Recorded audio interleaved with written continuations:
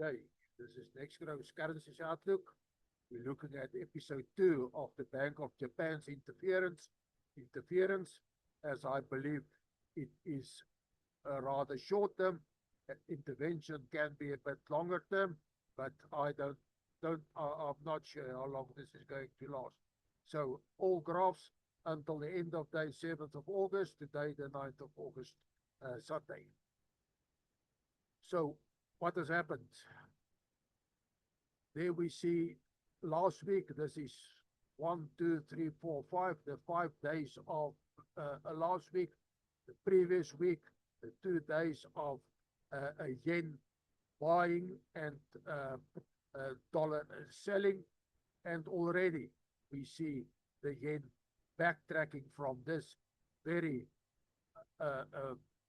this high around 155, which is almost a 4 months high. So very much speculation has gone into that, but the yen backtracking. Over here, I have a scheme just to illustrate what can be happening. And the reason is there was this comical sideshow on described on Reuters or wherever that Bessent, the Treasury Secretary, had a notice on his notepad to do by yen, allowing a photo to be taken of that. Now that must be some other joke to get as many speculators into the move as possible. But as a former currency trader, Bessent should know that currency traders must take profit. So say, for instance, you sold $1, bought 164 yen over there right at the beginning of the move. Over here, where we are now, you sense that this move may have gone the whole way. In other words, back from 155 yen to 158 yen. So surely you must be taking profit. Your profit, you sell $1, you get 164. You sell 158 yen to buy your dollar back. Your profit is 6 yen. 6 yen at 158 is 3.8% for only those 2 days. That translates to almost 200% on an annual basis, but keep in mind, it's first time since 1998 that this has been done on a bilateral basis only between the United States and Japan. So a once in a lifetime opportunity, so much more the motivation to take profit over here. If you let your, like they say, if you cut your profits, let your losses go, the yen recovers to 161 yen over there, halfway in the move. Your profits, of course, halves. You would only have 3 yen profit, which at 161 would give you 1.9% versus 3.8%. So there is incentive for everybody that saw the photo of Bessent on his notepad and went into the deal to take profit. Obviously, they would be taking profit, and that is how why I'm saying $153 billion intervention. How long will it hold? So what have we seen this past week? The dollar staying weak, and weak means above $1.50, weaker than $1.50. But at the very end of this presentation, I would say that if the dollar weakens through 170, then surely everything that I am saying here will have to be revisited. But at this point in time, with the yen in between 115 and 116, this is actually a support zone, a 1 cent support zone, and the dollar sitting right in the middle of this support zone, which I'm describing as a support range over there. So again, I'm saying this week as last week, it will need an extraordinary effort to keep the US dollar weak without global capital flows into the Japanese economy that I have, and the lack thereof, I have discussed last week, Sunday last week.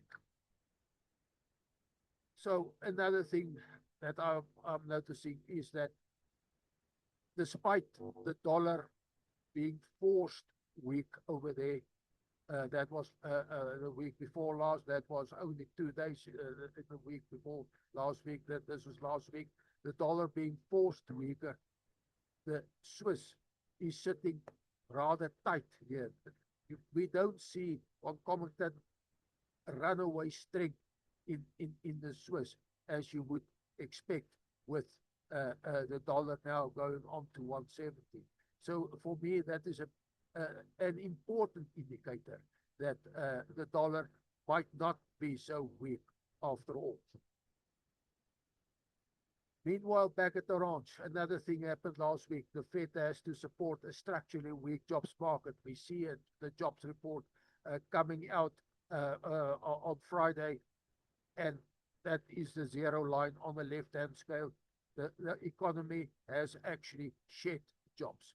So what I'm saying, the Fed has to support a structurally weak jobs market. And with core inflation only 2.6%, obviously headline inflation much higher because of the high oil prices, and you have the US 10-year benchmark over here, which in turn is also not getting above 4.8%. But the point I want to make is that with a structurally weak jobs market and core inflation low, there is a very good chance that that US interest rates will not be rising. So in my view, central banks has diversified out of the US dollar into gold, and that is what we are seeing here. But it is probably not a speculative risk-on scenario, which I'll get to right now. If one looks at this graph from the World Gold Council, done by Marissa Salem on the 3rd of June 26, it is clear that net purchases of gold by central banks throughout 25 was directly responsible for the rise in gold. Look at the net purchases over there and the drop in gold over there. Obviously, there's a lag there because of speculators thinking that with gold above 5,000 over there, that was January, I remember it well, now going on to 10,000 and beyond. But in my view, it is net purchases of gold by central banks, as pointed out by the World Gold Council, Marissa Salem, that has been driving gold upwards. And again, obviously, this concrete information about this will only be out much later. But I'm speculating that central banks has diversified out of US dollar into gold. And the reason I'm saying that is that whenever there's a speculative run in gold, you would see Bitcoin going up as well. And Bitcoin again is sitting tight. So I'm saying this is not a speculative run in gold. Let's look at the January to March period before the outbreak of the Iran war. We see that upward move in Bitcoin when we had a speculative upward move in gold. Obviously, by then, we had a risk-off scenario, capital flowing back into the US dollar. So when we have a significant upward move, a relatively strong upward move in gold, then all emerging market currencies strengthen. And when that is the case, the ZAR is normally at the forefront of emerging market currency speculation. And that is what we see here. My most logical conclusion is that the ZAR is overdone here and should be back to around 1650.